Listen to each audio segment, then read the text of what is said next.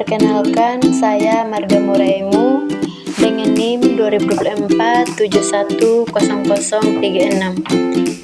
Di sini saya akan menceritakan sejarah Museum Hos Djokro dan sejarah Museum 10 November untuk memenuhi tugas UAS dengan dosen pengampu Roro Lili Cornelia Wulandari, SPD MAP.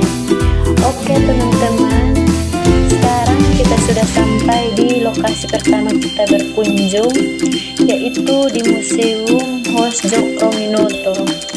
Nah, Museum Hos Djokro adalah rumah tempat tinggal Haji Omar Said Djokro, tokoh besar pendiri Serakat Islam dan guru bagi banyak pemuda pergerakan nasional.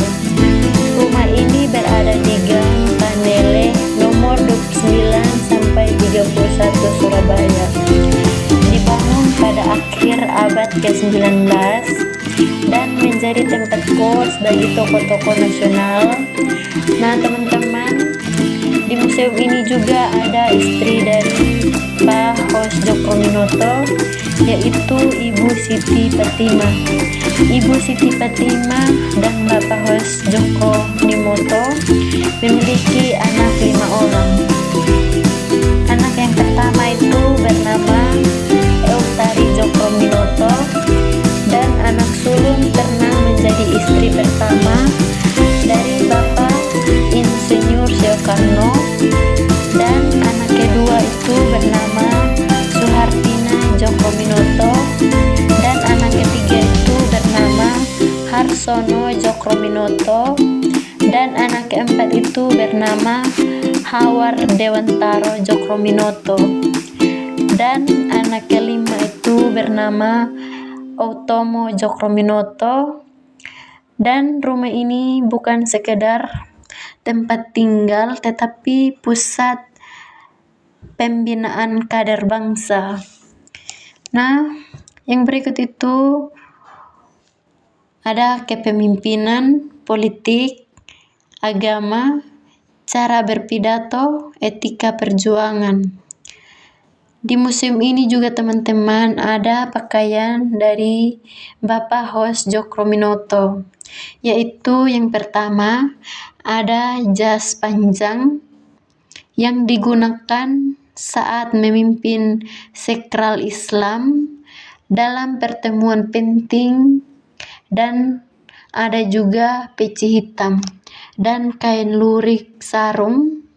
Pakaian ini menggambarkan karakter beliau tegas, berwibawa, tetapi tetap sederhana. Dan museum ini juga ada kamar Soekarno.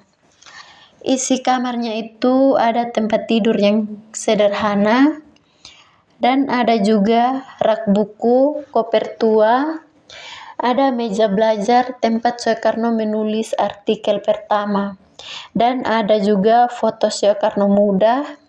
Di kamar ini Soekarno mulai membentuk ideologi nasionalisme. Dan di museum ini juga ada tokoh-tokoh besar atau anak kos Gang Panelen. Yang pertama itu ada Insinyur Soekarno, yaitu Presiden Republik Indonesia yang pertama. Yang kedua itu ada Sameon, yaitu tokoh Sarekat Islam Merah. Yang ketiga itu ada Musso, yaitu tokoh komunis dan aktif nasional.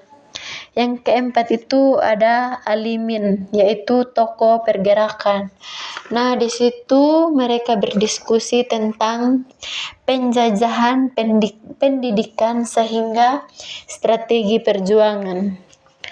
Museum juga menyimpan berbagai buku dan dokumen, yaitu buku politik dan ekonomi Sarekat Islam, yaitu mengajarkan kesetaraan demokrasi dan perlawanan terhadap penjajahan. Yang kedua itu ada buku kepemimpinan Hos Djokro yaitu barisan ajar moral dan metode perjuangan. Nah, buku-buku ini menunjukkan bahwa Rumah Djokro-Minoto adalah perpustakaan perjuangan bangsa. Nah, sekarang teman-teman kita masuk di Museum 10 November. Di Museum 10 November ini mendidik generasi tentang arti kemerdekaan.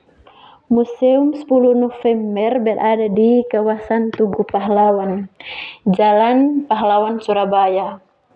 Dan ada juga mobil Bung Tomo. Museum menyimpan mobil klasik yang digunakan Bung Tomo selama perjuangan. Biasanya berupa sedan tua yang dipakai untuk menyebarkan semangat dan koordinasi laskar.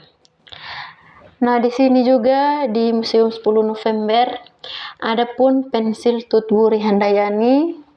Pensil berlogo Tutwuri Handayani memiliki pejuang pendidikan.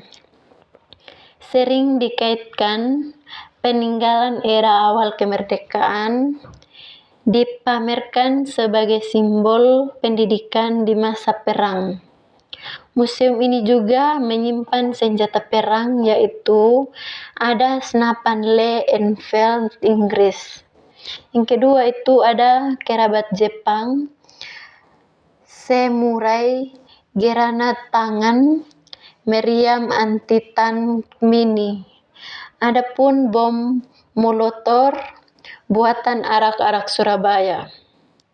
Dan ada juga helm tentara Inggris, ikat kepala laskar, jaket dan seragam tempur. Dan ada juga senter tentara sekutu, radio komunikasi perjuangan dokumen pidato Bung Karno. Nah, selanjutnya itu di dalam museum ini kita lihat yang isi-isinya aroma pertempuran dan foto-foto dokumentator dan senjata perlengkapan perang. Ada serangan pejuang dan senapan, peninggalan Belanda dan bendera merah putih yang digunakan saat perang. Ada juga catatan para pejuang, dokumen resmi pemerintah mengenai perang Surabaya. Terus ada ruang audio. Museum 10 November ini menggambarkan keberanian dan pengorbanan rakyat Surabaya dalam mempertahankan kemerdekaan Indonesia melalui pertempuran 10 November 1945. Oke teman-teman, sekian penjelasan dari saya atau cerita dari saya. Semoga bermanfaat. Jangan lupa komen, like, dan bagikan. Oke, terima kasih.